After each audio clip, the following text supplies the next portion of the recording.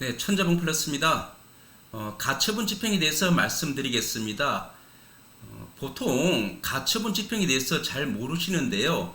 우리가 일상생활을 하다 보면은 가처분은 상당히 많이 사용합니다. 오히려 가처분 집행을 안 해가지고 본인이 손해보는 경우가 상당히 많습니다. 자, 한 가지 예를 들어보겠습니다.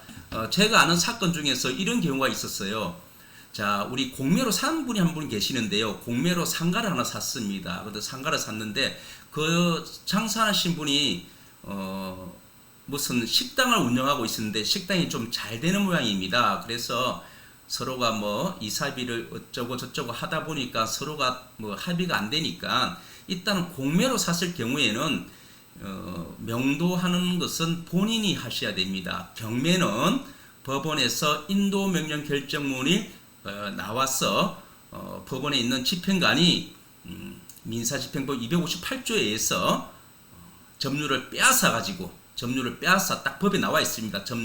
상대방 점유를 빼앗아서 채권자에게 인도하라 하는 법 조문이 되어 있는데, 공매는 자기가 명도 소송을 해가지고 자기 스스로 해야 됩니다. 그래서 일단 공매로 낙찰받고 난 후 서로가 합의가 되지 않는 경우에는 명도 소송하는 경우가 맞는데요. 통상적으로 정상적으로 식당을 운영한다든지 상가를 운영하시는 분들은 그날 매출이 많으면은 합의를 잘 안 하고 장사를 더 해가지고 나중에 나가는 그런 경우가 있습니다. 어떤 경우냐면요. 아니, 하루에 매출이 상당히 되니까 굳이 명도 소송 하다 보면은 막 6개월에서 8개월, 심지어는 1년까지 걸리는 경우가 있거든요.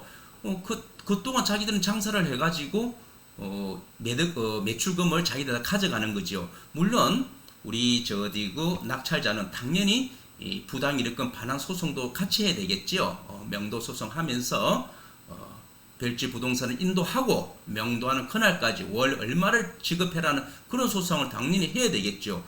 그래서 채무자로 상대로 소송을 했습니다. 당연히 이기죠. 그 한 1년 만에 이겼습니다. 이겼어요. 그런데 이겼는데 그분들한테 가서 아니, 우리 이겼으니까 이제 집행을 하겠다고 딱 하니까 집행관한테 신청을 했어요. 그리고 집행관이 갔습니다. 갔더만은 집행관이 하시는 말씀이 불능이라는 거예요. 왜? 아니, 집행관은 집행권원에 나와 있는, 집행권원은 판결문입니다. 판결문에 나와 있는 이 당사자가 맞아야만이, 정확하게 이 당사자하고 일치가 되어야만이 민사집행법 258조 1항에 의거하여 집행관은 채무자의 점유를 빼앗아 그리고 채권자에게 인도하여야 한다는 강제성이 있습니다.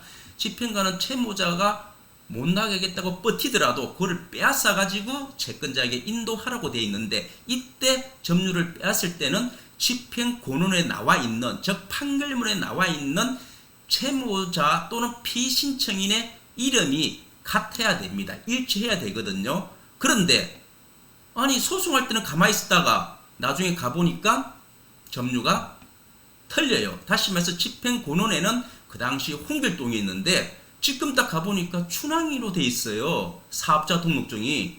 그리고 홍길동은 그 안에서 일을 하고 있습니다. 아무리 계약자가 홍길동이고 또 채무자 당사자라도 집행권원에 나왔던 이름하고 점유자가 틀리면은 집행관은 집행을 못합니다. 그는 100번 못합니다. 만약에 집행관이 그를 무시하고 집행했다, 아마 집행관을 상대로 손해배상이 나올 수도 있습니다. 물론 집행관을 상대로 하는 것이 아니고 국가로 상대로 하는 경우가 있겠지요. 그래서 집행관님께서는 점유가 틀리면 절대 집행 안 합니다. 어떤 집행이든 간에 동산 집행, 자동차 집행, 부동산 인도 집행, 가처분 집행, 모든 것은 집행권원에 나와 있는 이름과 거기에서 현재 점유를 하고 있는, 거기서 현재 사는 사람이 일치했을 때만 집행관은 그 점유를 빼앗아서 집행을 하는 겁니다. 점유가 틀리면 집행을 못해요. 이런 경우에는 상가에서 사람은 분명히 그 채무자가 창사하고 있는데 사업자는 다른 사람으로 되어 있으면 이 점유가 잘못되기 때문에 집행 불능이고, 우리 공매로 샀던 분은 이 점유자를 상대로 다시 명도 소송을 해야 된다는 겁니다. 또 6개월, 8개월, 1년이 걸릴 수가 있습니다. 그래서 이런 것을 한번 알고 난 이후부터는 여러분들은 경매 사건이 아닌, 경매는 절대 이렇게 안 해도 됩니다. 경매는 인도 명령 결정을 내주기 때문에 가처분할 필요가 없습니다. 가처분을 할 때 물론 해도 되겠지만 돈이 더 들어갑니다. 차라리 인도 명령은 사람이 바뀔 때마다 인도 명령 결정이 나오기 때문에 가처분을 할 필요가 없습니다. 다만 건물주인 입장에서 우리가 이분들을 상대로 명도 소송한다든지 공묘로 산 낙찰자가 명도 소송할 때는 먼저 소송하기 앞서 가처분 집행을 해주는 겁니다. 가처분은 뭐냐면은 점유를 변경하지 마라. 단 소송할 때까지는 사용해도 된다. 점유를 변경해서는 아니 된다.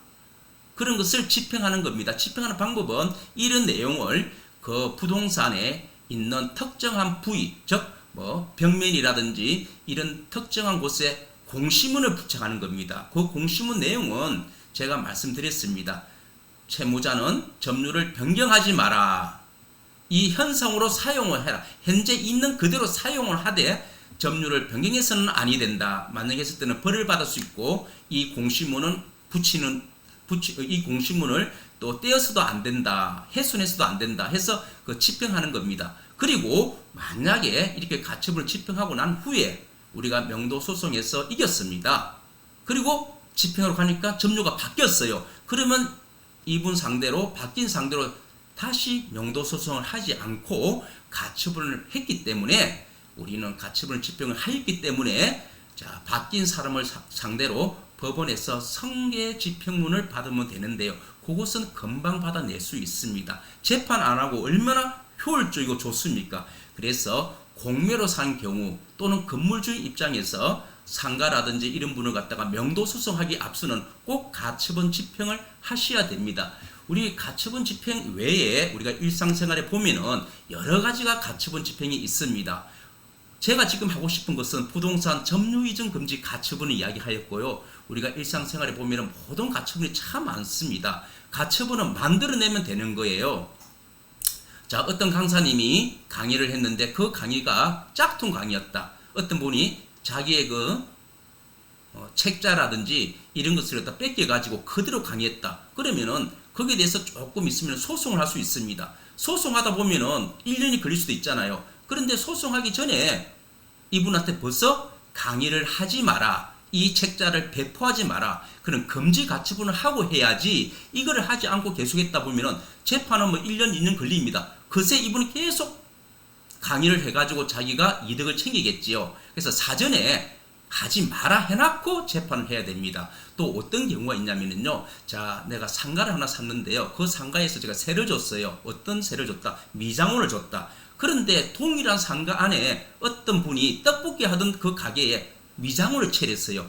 그러다 보니까 내가 줬던 미장원이 있는 아주머니께서 항의가 들어왔습니다. 동일한 상가 내에 동일한 업종을 하고 있는데 이거 어떻게 된 거냐? 그러다 보니까 우리는 동일한 업종에서 해서는 아니 된다는 관리사무소 규약에 따라 그런 게 있다면은 여기서는 동일 업종이 우리가 먼저 했기 때문에 이제는 등생님들이 미장원을 동일 업종 해서는 아니 됩니다 하면서 소를 제기하는데 아니 또 1년 걸릴 수 있잖아요. 민사소장이 6개월, 8개월, 1년 걸릴 수 있으니까 그러지 말고 사전에 영업금지 가처분, 영업을 하지 말라는 겁니다. 하지 말고 우리는 소를 제기하는 겁니다.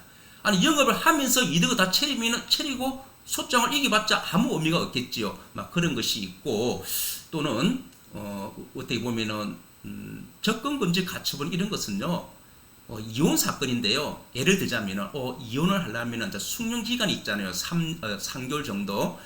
그런데 그 사이에 계속 자기한테 찾아와가지고 술을 마시고 찾아온다든지 계속 자기를 힘들게 하니까 접근금지 가처분.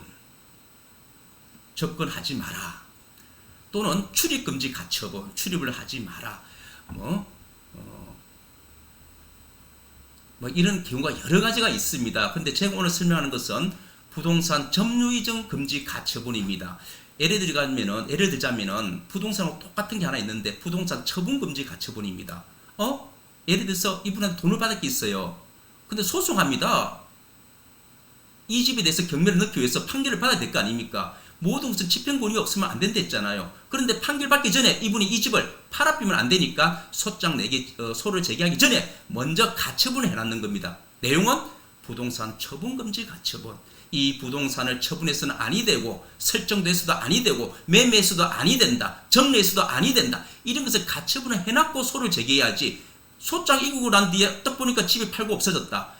그런 경우가 참 황당한 경우이죠. 그래서 가처분은 꼭 해야 된다는 것을 제가 알려드리고 제가 지금 한 것은 부동산 점유 이전 금지 가처분입니다. 다시 한번 공매나 건물주인 입장에서 이 집을 소송했을 때는 명도 소송할 경우에는 항상 부동산 점유 이전 가처분을 하고 해야 된다. 내용은 점유를 변경하지 마라. 다른 사람한테 이전하지 마라. 막 이런 내용이거든요.